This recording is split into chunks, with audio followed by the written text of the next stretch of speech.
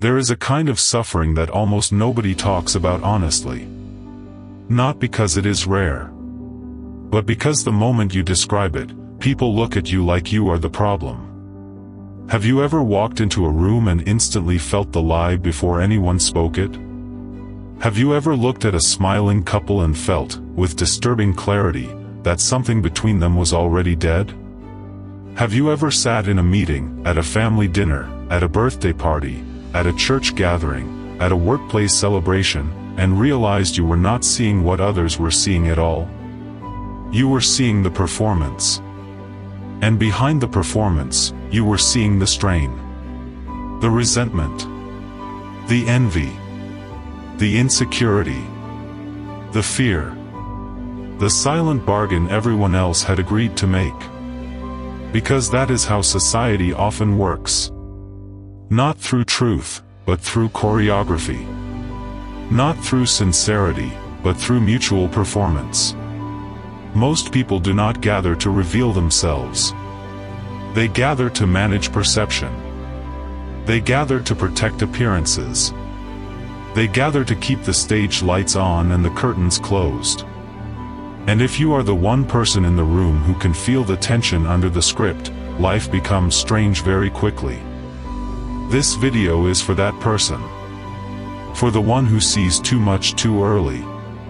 For the one who has been called intense, negative, dramatic, difficult, paranoid, too sensitive, too deep, too serious, too much. For the one who keeps predicting fractures before they happen and then gets blamed when the fracture finally appears. For the one who has spent years wondering, quietly, am I the only one seeing this?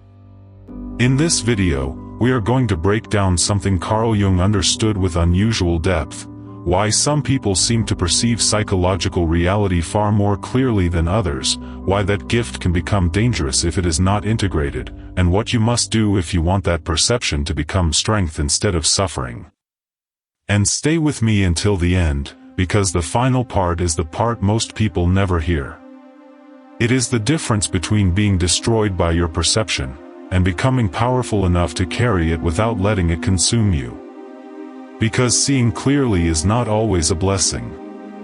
In a dishonest world, clear sight is often treated like a threat.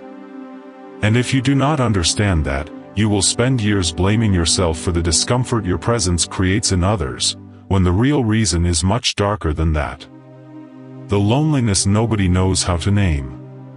There is a loneliness that does not come from being alone. It comes from being surrounded.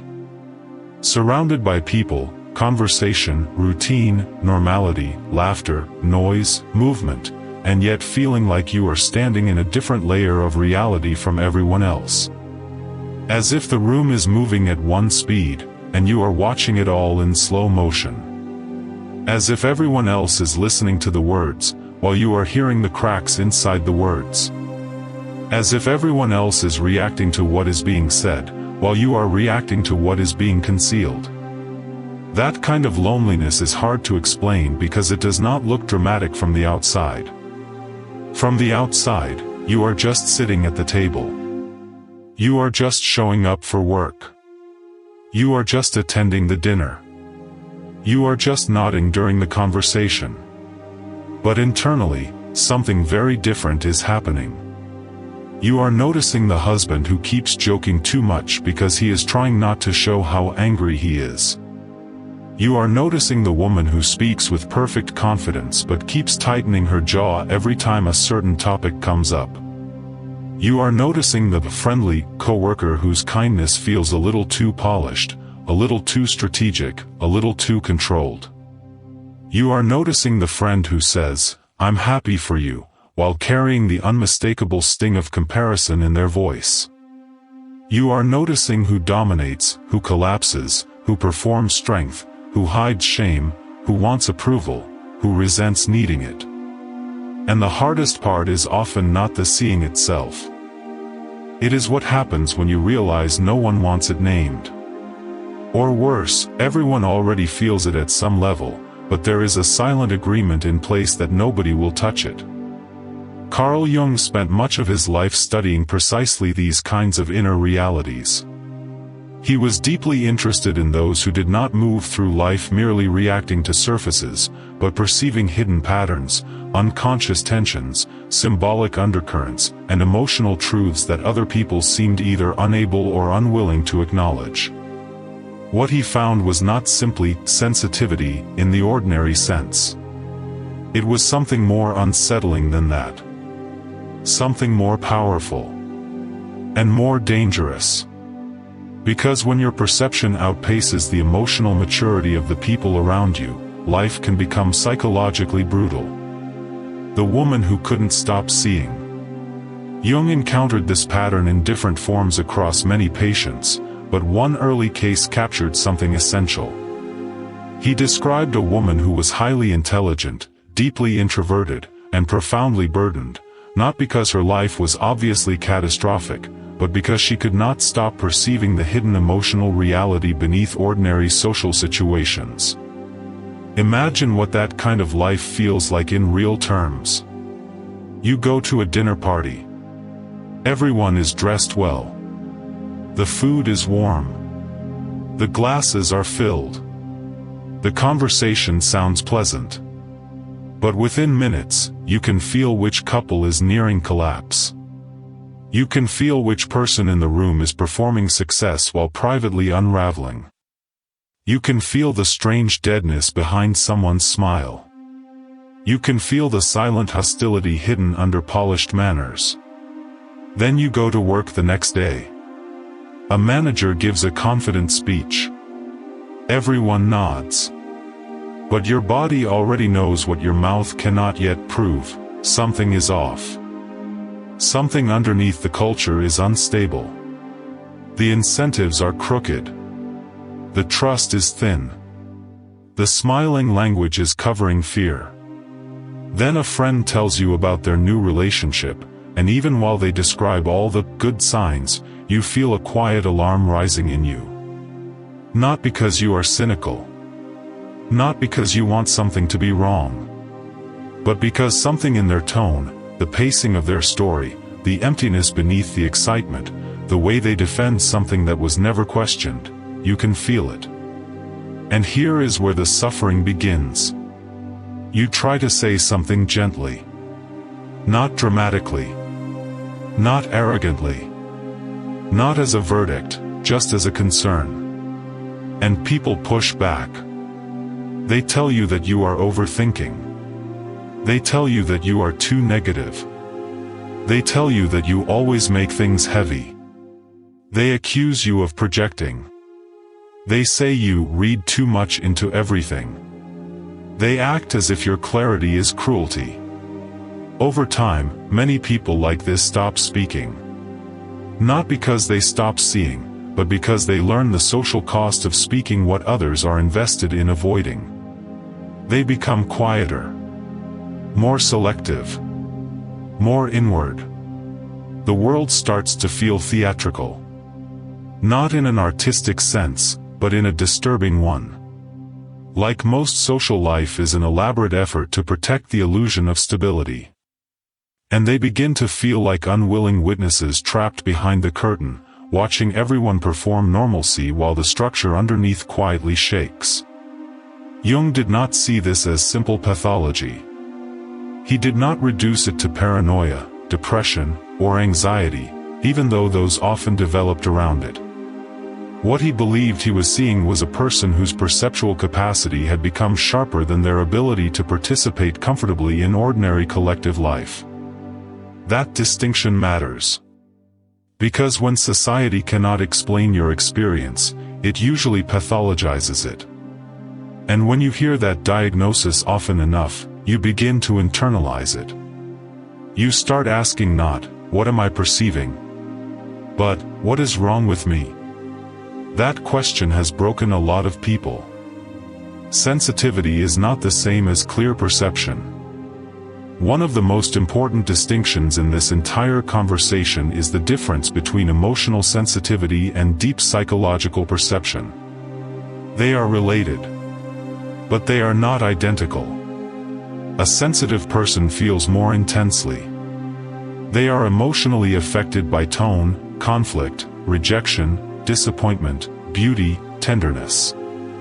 Their inner world is easily stirred. But the kind of person Jung was concerned with often experiences something different. They do not merely feel deeply. They see deeply. They notice the half-second hesitation before someone answers a direct question. They notice the shift in temperature in a room when one specific name is mentioned. They notice that a person's words are calm while their body is bracing for attack. They notice when a group changes topic too quickly, not because the subject was unimportant, but because it was too important. They notice when a friendship is being maintained through habit long after trust has died. They notice when a leader is not leading, but managing perception. They notice when positivity is really suppression in expensive clothing. This is not just emotional intensity. It is pattern recognition at a psychological level. And that kind of clarity does not make social life easier. It often makes social life harder. Because most groups depend, at least partially, on selective blindness. Families do it. Companies do it. Friend groups do it. Religious communities do it. Online communities do it. Marriages do it. Entire cultures do it. There are always certain truths people agree not to touch. Certain tensions people silently decide not to name. Certain hypocrisies everyone feels but no one wants brought fully into the light because the system functions, however poorly, through the maintenance of those illusions. This is one of the more Machiavellian realities of social life. Appearances are not decoration. They are infrastructure. People do not merely lie to gain advantage. Often, they lie to preserve social order. They maintain appearances not only to deceive others, but to keep themselves from confronting what would destabilize their current identity, alliance, or comfort. And if you are the person who naturally perceives what the group is suppressing, you become disruptive even when you say nothing. That is the part many people never understand. You can unsettle a room without speaking. Your mere perception can be felt. Because human beings are not only verbal creatures. We are also perceptual creatures. At some level, people can sense when they are being seen more clearly than they want to be seen. They may not be able to explain it, but they feel it. And when they feel exposed without having language for why, they often do what frightened human beings have always done. They find someone to blame for the discomfort. Why people turn on the one who sees too clearly.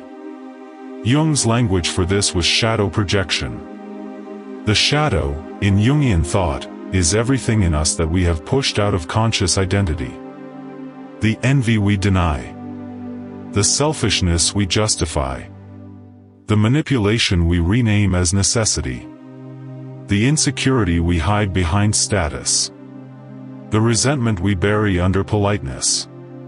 The cruelty we never want associated with our self-image. Most people do not eliminate these things. They bury them. And what is buried does not disappear. It waits. Now imagine what happens when someone walks into the room whose perception functions like a mirror. They are not attacking. They are not exposing people theatrically. They may not even fully understand what they are sensing. But somehow, their presence touches the buried material in others. And when people glimpse something in themselves they have spent years avoiding, many do not turn inward with honesty. They turn outward with accusation. That is why highly perceptive people are so often labeled. The difficult one. The intense one. The dramatic one. The negative one. The problem starter. The one who makes everything uncomfortable. The one who can't just let things be. But very often, they did not create the disturbance. They entered a room that was already disturbed. They simply did not join the collective effort to pretend it wasn't. This is where many perceptive people become deeply confused. Because they are not trying to create conflict. In fact, many of them spend years trying to avoid conflict. They soften their language. They hold back their observations. They second-guess themselves. They edit their tone. They try to be careful. And still, people react to them as if they are dangerous. Why?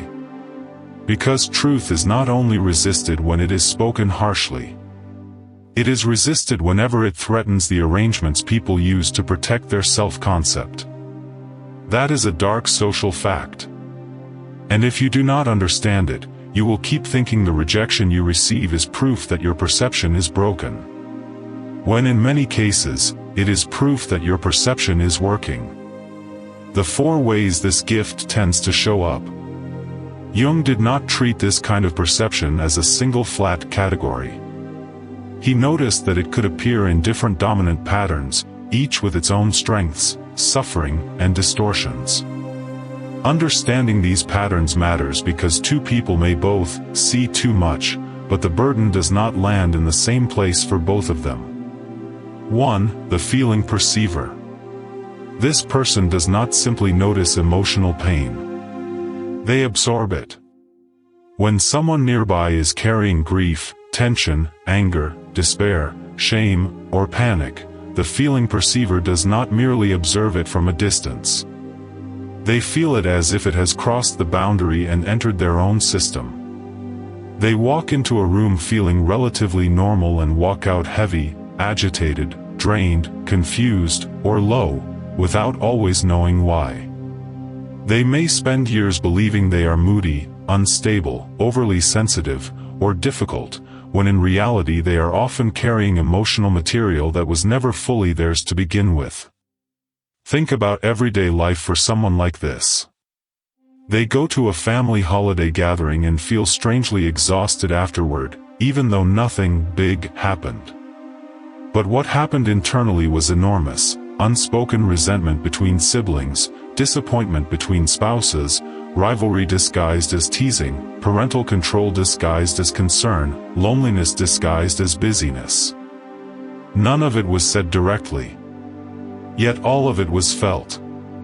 Or they work in an office where everyone smiles, jokes, collaborates, and uses polished corporate language, but their nervous system keeps registering fear, competition, performative loyalty, hidden humiliation. By the end of the day, they are depleted in a way sleep does not fully fix.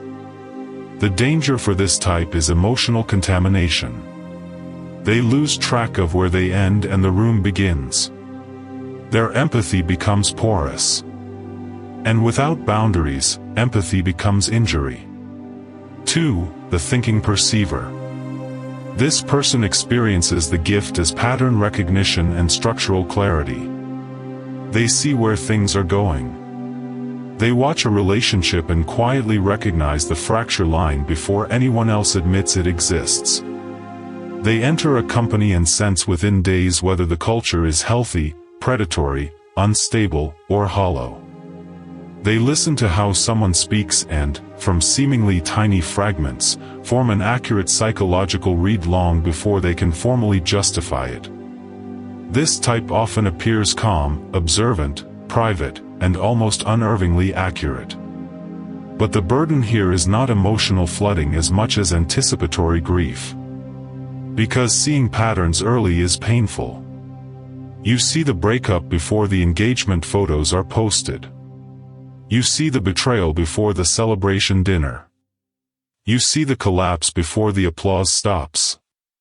You see the consequences while others are still intoxicated by beginnings. And because timing matters, you often cannot say what you see. If you say it too early, you are dismissed. If you stay silent, you must watch it unfold. That creates a strange loneliness, one that can make you look detached, cold, or cynical when in reality you have already emotionally processed what other people are still romantically entering. 3. The somatic perceiver. This type registers truth through the body. They may not always be able to explain what they know, but their body knows first. They enter a home and feel whether peace lives there. They shake someone's hand and instantly sense strain, illness, depletion, volatility, hidden aggression. They sit in certain rooms and feel their nervous system tighten before a single obvious cue appears. They notice physical details, breath, shoulders, pacing, eye strain, microtension, energetic heaviness, with almost clinical precision. For this type, life can become physically loud. Certain environments are not merely unpleasant, they are overwhelming. Certain crowds, voices, spaces, lighting conditions, conversational dynamics, and emotional climates produce genuine overload.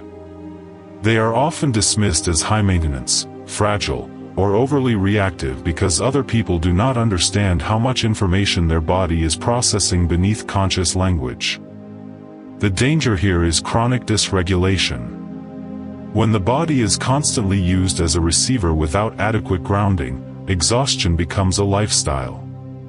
4. The pure intuitive. This is often the rarest and the most destabilizing form.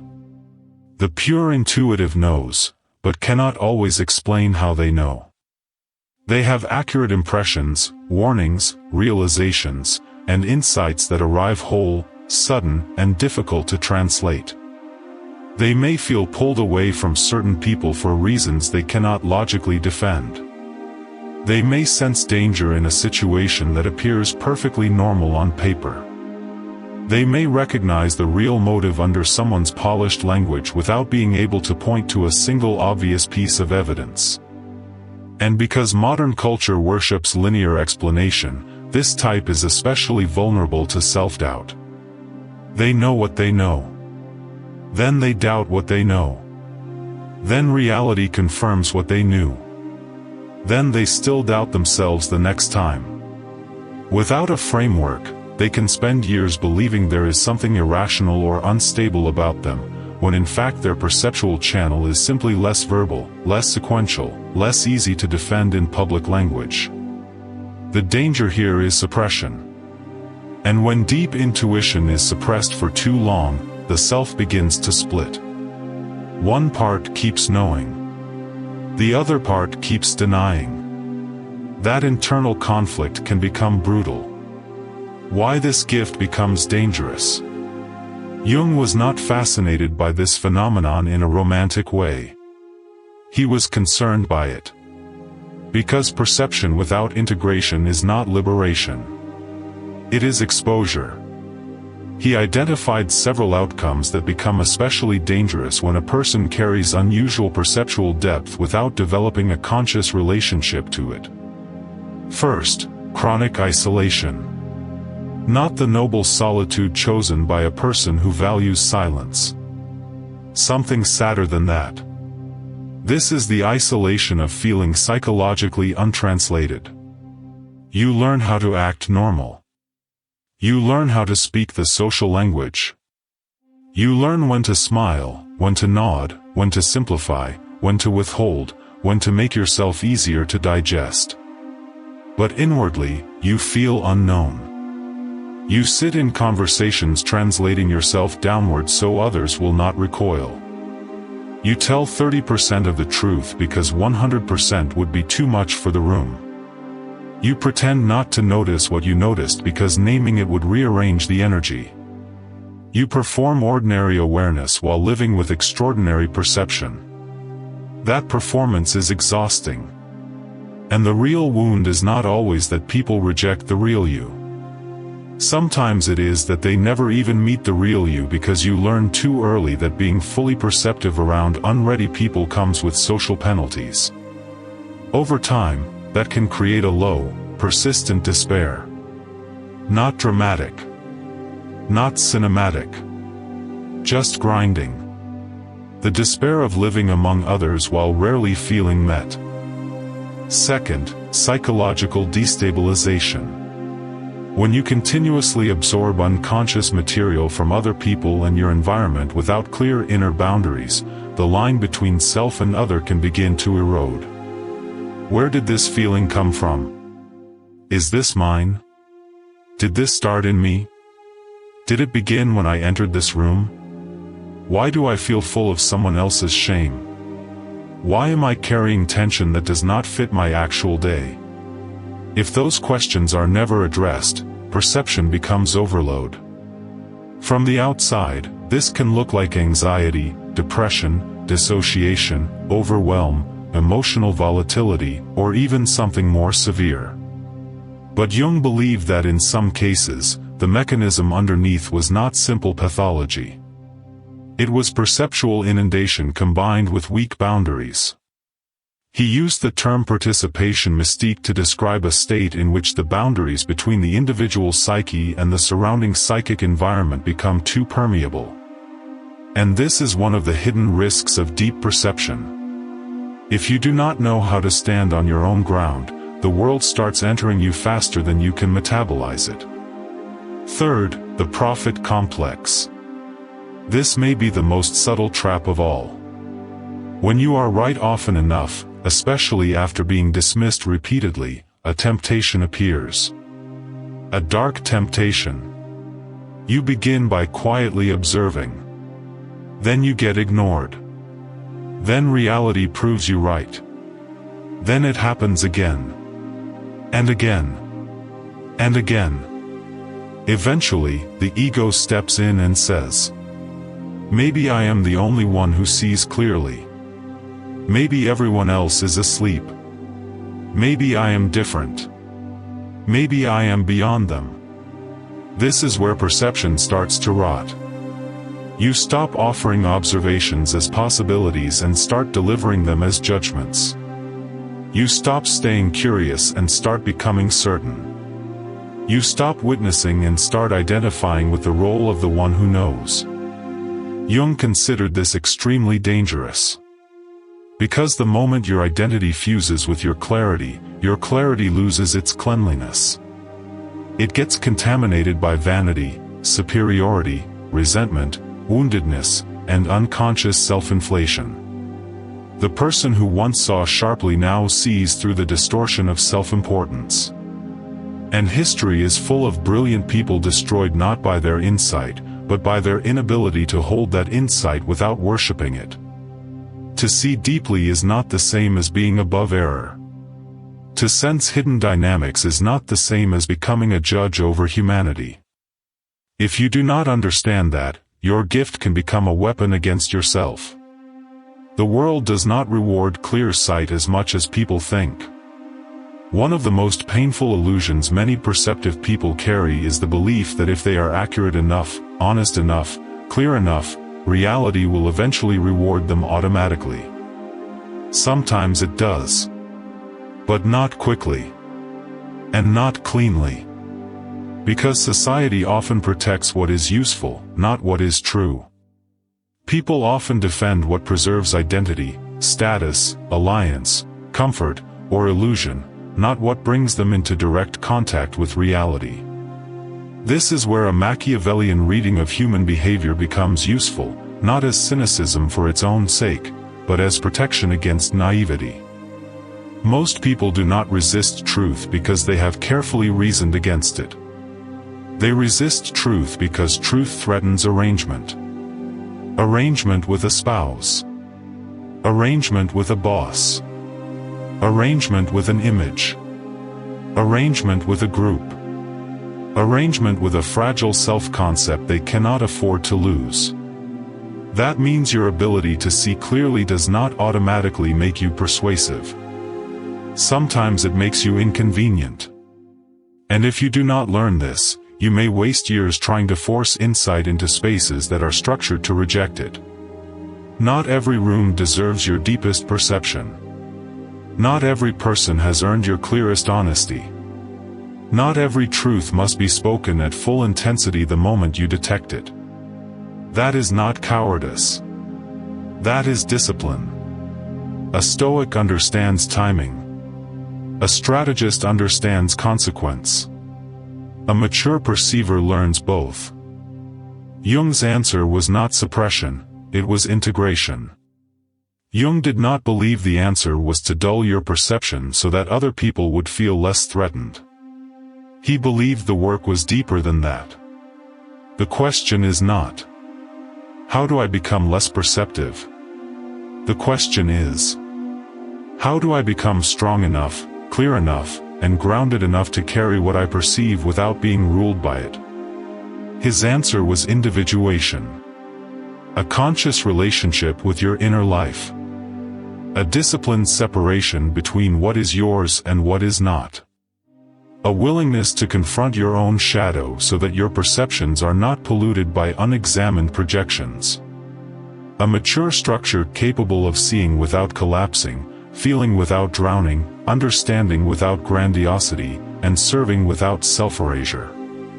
That path can be broken into several practical stages. Stage 1: Recognition and separation. The first task is learning to tell the difference between your own inner material and what you are absorbing from your surroundings. This sounds simple until you try to do it consistently. For many perceptive people, the confusion has existed for years. They wake up tense and do not know whether the tension belongs to their own life or yesterday's conversation.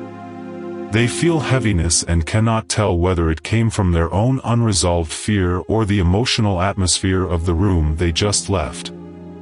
They get flooded after being around a certain person and assume something is wrong with them rather than recognizing that not all environments cost the same amount of psychic energy. So the work begins with stillness.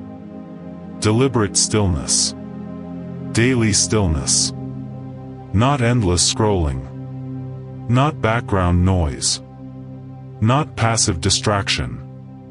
Not calling it rest while flooding your nervous system with more input. Actual quiet. Because quiet reveals what noise blends together. When you spend regular time alone without stimulation, something starts to happen. The sediment begins to settle. What you absorbed from other people becomes more visible as not you.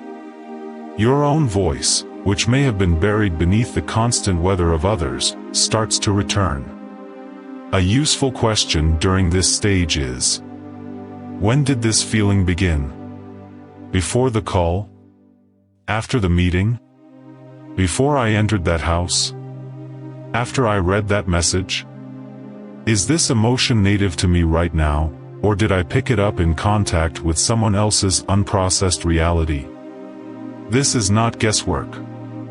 It is training. And without this stage, every later stage becomes unstable because you are trying to do advanced work while standing in blurred boundaries. Stage 2: Shadow work. This is where many people lose interest because this is where the video stops flattering them. It is easy to hear that you are highly perceptive and turn that into an identity that feels noble. It is much harder to ask whether some of what you call perception is actually projection. Jung was uncompromising here. Your perception becomes cleaner only to the degree that you are willing to face your own shadow. That means asking difficult questions. Why does that person's dishonesty trigger such disproportionate rage in me? Why does that person's neediness create contempt instead of simple discomfort? Why does arrogance in others provoke something so sharp in me? Why does manipulation enrage me in one context but secretly impress me in another? Why am I so certain about what their motives are? What in me is getting activated here? Shadow work does not mean assuming you are wrong every time. It means refusing to assume you are pure. It means acknowledging that the human being who can recognize manipulation is usually also capable of manipulation. The one who sees vanity knows vanity from the inside. The one who reacts strongly to hidden envy probably has some relationship to envy within themselves. The one who hates domination may carry their own covert hunger for control. This is not self-condemnation. It is self-honesty. And that honesty changes perception. Because there is a difference between sharpness and clarity. Sharpness cuts fast. Clarity sees cleanly. A wounded person can be very sharp. They can read people quickly, expose contradictions, identify weak spots, and call out falseness with impressive accuracy.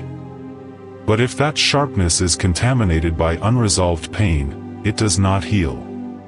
It injures. Clarity is different. Clarity can see corruption without becoming corrupt in the seeing of it. Clarity can name what is real without secretly enjoying the wound it causes.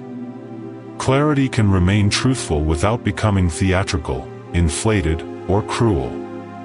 That is the work. Stage 3. Conscious participation. At this stage, you begin learning how to stay present to what others carry without losing yourself inside it. This is where inner structure matters. Think of the difference between a first responder and a bystander. Both may witness the same chaos. But one has developed enough internal organization to remain steady in the presence of crisis. The other gets swallowed by the scene. Many perceptive people spend years as psychological bystanders to everyone else's inner emergencies. They feel everything. Register everything. See too much. And then get overwhelmed, over-identified, overstretched, overdrained. Conscious participation means you no longer merely absorb. You witness. You can recognize someone's fear without making it your nervous system's full-time project. You can feel compassion without volunteering your inner stability as payment. You can understand the room without surrendering your center to the room. This takes practice. It also requires selectivity. Not every environment deserves your full openness. Not every person deserves the deepest layer of your attention. Not every conversation requires the maximum depth of perception you are capable of bringing. This is not fake. It is wise. A Stoic does not spend every ounce of inner force on every passing irritation. A strategist does not reveal every insight to every opponent. And a mature perceiver does not leave their gates open in every direction simply because they are capable of sensing what enters. Sometimes the most intelligent thing you can do is modulate. See, but do not enter. Understand, but do not attach. Notice, but do not merge. Care, but do not collapse. That is strength. Stage 4. Service without sacrifice. This is where the gift begins to mature. When the earlier work is underway, perception stops being only a burden and starts becoming something usable, something that can genuinely serve other people without destroying you in the process. This may take many forms. You may become the kind of leader who sees the emotional truth under the team dynamic before it becomes open dysfunction. You may become the friend who asks the question nobody else thought to ask, the question that opens the exact truth someone has been trying to avoid. You may become the teacher, writer, counselor, creator, coach, or guide who can name inner experience with such accuracy that people finally feel seen rather than merely analyzed. You may become the person in a family system who can hold complexity without joining the old lies. This is the noble form of the gift. Not superiority. Not mystique. Not specialness. Usefulness. Jung believed people with integrated perception had something rare to offer, not because they were more important than others, but because they could often sense what was emerging before others had language for it. That is valuable. But it only becomes medicine when it is offered with restraint, humility, timing, and care. Otherwise, what could heal becomes another blade. Who you let close changes everything. One of the most practical realities Jung touched was this: life becomes far more bearable when you find even a small number of people with whom you do not have to perform ordinariness. Because that performance costs more than most people realize. It costs energy to dim your depth. It costs energy to edit your perception. It costs energy to keep translating yourself downwards so others remain comfortable. It costs energy to pretend not to see what you see. So the quality of your relationships matters enormously. Jung pointed to a few kinds of people who tend to be especially important for those with deep perception. Fellow individuated people. These are people who have done real inner work. Not people who merely talk about healing, spirituality, awareness, or growth as a style. But people who have actually confronted themselves. They know complexity from the inside. They do not need to be perfect in order to be honest. They are not threatened by being seen because they are already engaged in the difficult work of seeing themselves. With such people, the nervous system rests. The performance drops. Conversation becomes real. People in active self-examination. They may not perceive exactly as you do, but they are serious about inner truth. They ask questions. They are in therapy. They journal honestly. They reflect. They are willing to revise their self-image. They can feel discomfort without instantly turning it into defense. These people may still get startled by your clarity sometimes, but they are much more likely to value it than punish it. Natural containers. These are grounded people. Often shaped by hardship. Not theatrical. Not fragile in the face of complexity. They do not require everything to be simple, clean, flattering, or easy to digest. They can sit with contradiction. They can hold emotional weight without dramatizing it. They are not easily rattled by truth. These people are precious. And finding even 2 or 3 like this can change the texture of your life. Because one honest relationship can undo years of feeling psychologically homeless. What daily life usually feels like for someone like this. Let's bring this down from theory and into lived reality. If you are this kind of person, chances are your experience includes many of the following things. You probably have a complicated relationship with gatherings. Not necessarily because you are socially anxious, though that can happen too. But because social environments often flood you with more information than other people realize exists there. You leave dinners, parties, conferences, work events, family occasions feeling depleted beyond what the event itself would seem to justify. You may also have a long history of sensing relational trouble before it becomes visible. You feel the fracture in a marriage before the separation. You sense the instability in a business partnership before the fallout. You recognize who secretly resents whom before the polite mask drops. And you live in the frustrating position of either saying something too early and being dismissed, or saying nothing and watching it happen exactly as you feared. You have probably been told, many times, that you are too intense. Too sensitive. Too much. Too serious. Too deep.